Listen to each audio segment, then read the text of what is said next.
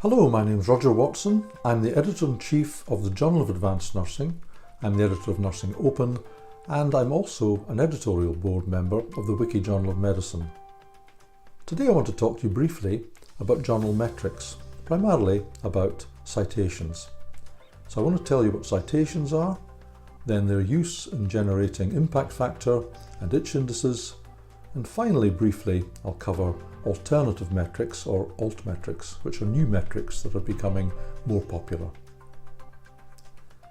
A citation is simply when an article in one journal is referred to in an article in another journal. Citations are gathered by several organisations and they're studied very closely by publishers and journal editors. The key companies in gathering citations are Clarivate, which used to be Thomson Reuters, Scopus, which is run by the publishing company Elsevier, and also Google Scholar. So a citation is simply when an article in one journal is referred to in another journal. Next, I want to talk about the use of citations to generate something called the impact factor. And the impact factor of journals is generated by Clarivate. And the impact factor, which is an arbitrary measure of the citation performance of a journal, is calculated by looking at the citations in 1 year to articles published in the previous 2 years. So for example, the impact factor of a journal for 2018 looks at the number of times articles in 2016 and 2017 have been cited in 2018.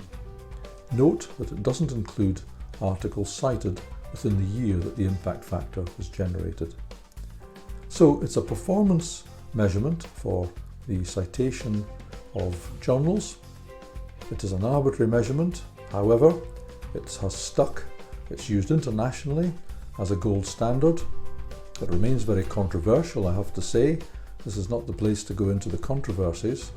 And it is used internationally by academics to help them to decide which journals they ought to publish in. And I have to say that some parts of the world are more obsessed by or more keen on the use of impact factors than others. Next, I want to talk about the use of citations to generate a value called the H index. The H index is used by some journals as a measure of performance. However, it's more commonly applied to individual academics. The H index is generated by Clarivate, by Scopus, and by Google Scholar. I have to say that I think the Clarivate H index tends to be used as the gold standard because it is more conservative, and Clarivate have been generating the H index for much longer. That tends to be the one that people pay attention to, but people also report their Scopus and Google Scholar H indices. So to try to explain what an H index is, if you have an H index of 10, it means that you've had 10 articles that have been cited a minimum of 10 times.